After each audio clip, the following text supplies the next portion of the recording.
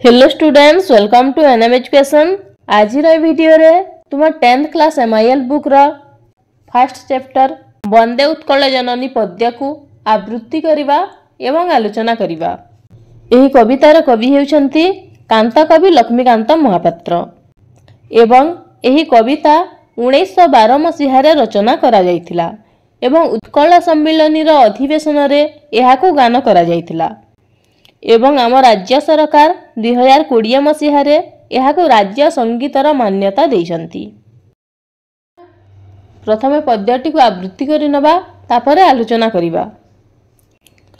वंदे उत्कल जननी वंदे उत्कल जननी वंदे उत्कल जननी चारुहासमयी चारुभासमयी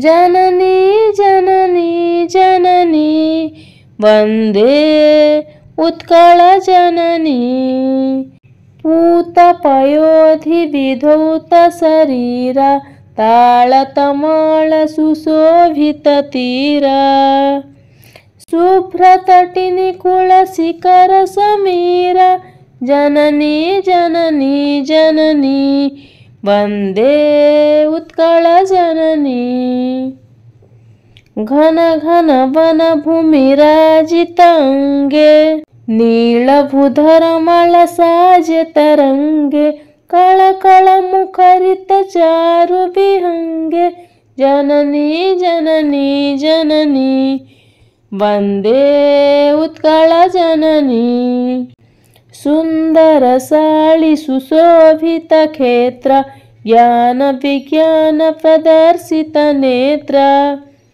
जोगी ऋषि गण उठज पवित्र जननी जननी जननी वंदे उत्कल जननी सुंदर मंदिर मंडित देश चारु कलावली शोभित वेश पुण्य तीर्थचय पूर्ण प्रदेश जननी जननी जननी वंदे उत्कल जननी उत्कल सुरवर दर्पित गेह अरिकुल शोणित चर्चित देह विश्व भूमंडल कृतवर स्नेह जननी जननी जननी वंदे उत्कल जननी कविकुल मौली सुनंदन वंद्या भुवन विघोषित कीर्ति अनिंद्या धन्य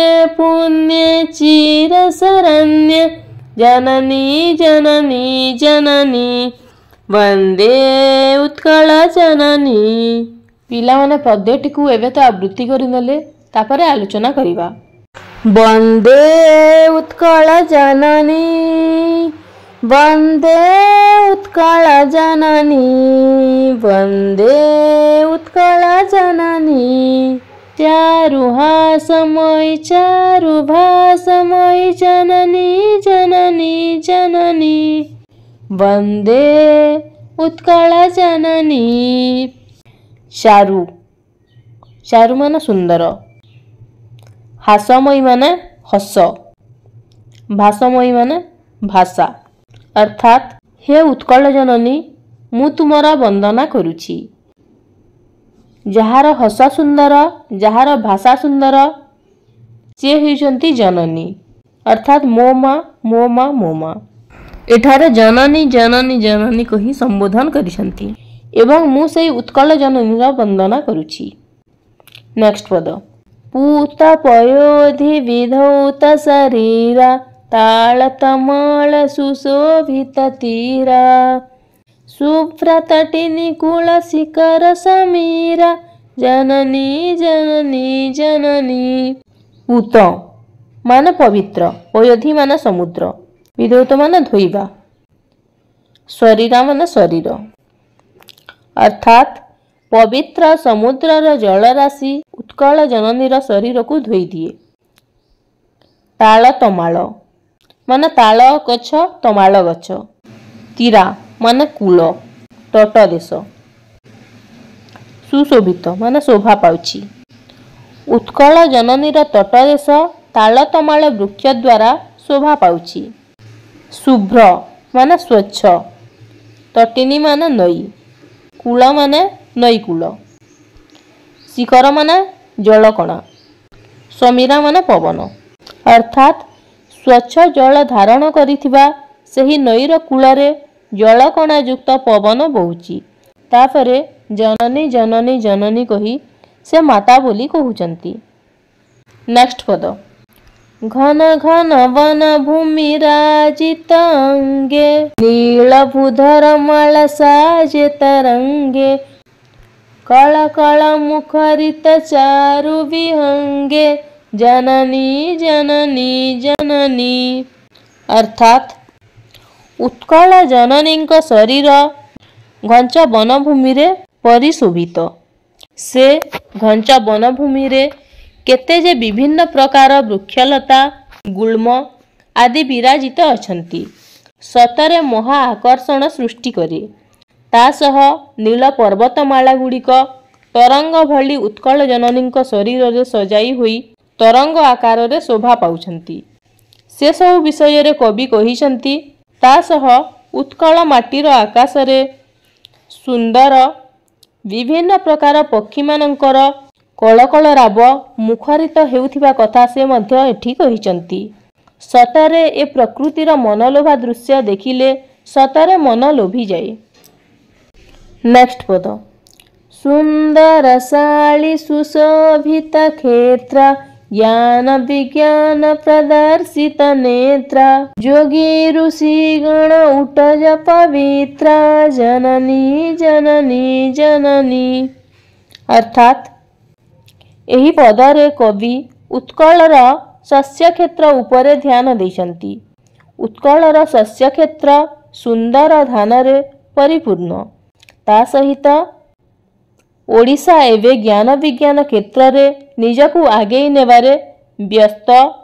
आउ ज्ञान विज्ञान क्षेत्र रे उत्कल भूमि जेपरी समग्र विश्व रे पारदर्शिता लाभ करुछि सतरे मन लोभा अटे।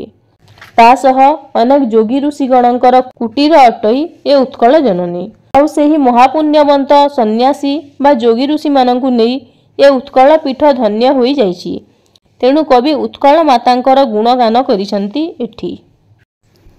नेक्स्ट पद सुंदर मंदिर मंडित देश चारु कला बलि शोभित वेश पुण्यतीर्थ चय पूर्ण प्रदेश जननी जननी जननी।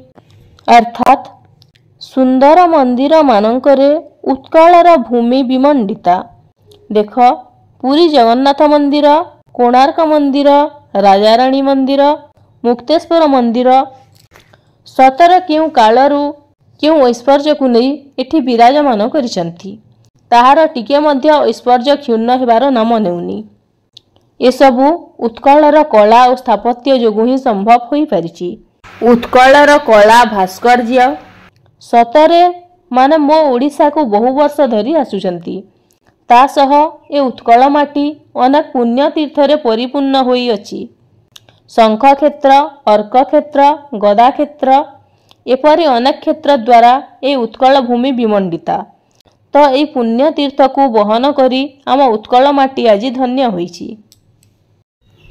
नेक्स्ट पद उत्कल सुरवर दर्पित गेह अरिकुल शोणित चर्चित देह विश्वभूमंडल कृतवर स्नेह जननी जननी जननी। अर्थात यही पदरे ओडिशार बहु वीर मानक विषय रे कुहा जाइछि। एई उत्कल भूमि बहु वीर और योद्धा मानकर बासभूमि अटे। शत्रु मानक रक्त रे उत्कल जननीक देह आज अनुरंजित होइछि। केते कालरू केते शत्रु आसीछंती किंतु ए ओडिशा ए उत्कल आज मध्य सेपरि रहिअछि। समग्र विश्व रे ओडिशार निजर ज्ञानी गुणी विद्वान माने स्नेह भाजन होई पारिछंती। निजर अद्वितीय ज्ञान बल जोगु आज समग्र विश्व रे ओडिशा ना करिछि। क्योंथि पई ना निजर गुण ज्ञानी विद्वान एवं सुंदर भास्कर्य कला पाई आज विश्व रे से विमंडित होईछि। सबुठी स्नेह भाजन होई परिछि। लास्ट पद कवि कुलमौली सुनंदन वंद्या भुवन विघोषित कीर्ति अनिंद्या धन्य पुण्य चिर शरण्य जननी जननी जननी। अर्थात महान कवि पशुपुत्र मानक द्वारा उत्कल जननी आज वंदनीय होइछि। तांका प्रशंसनीय कीर्ति पाई सारा विश्व रे आज ए उत्कल प्रचारित। सेथिपाई से धन्या पुण्यवती अटे ओ सर्वदा शरणदात्री भावे चिर नमस्या अटे आमर ए जन्मभूमि। तेणु कवि निजर उत्कल माटी को धन्या पुण्यवती और सदा शरणदात्री भावे चिर नमस्या करिसंती। पिलामाने आशा करुछि भिडियोटी को भल भावे बुझी पारिथिबो। जदि भिडियोटी भल लागि थाए ताहेले गोटिए गोटिए लाइक करि दियो। धन्यवाद।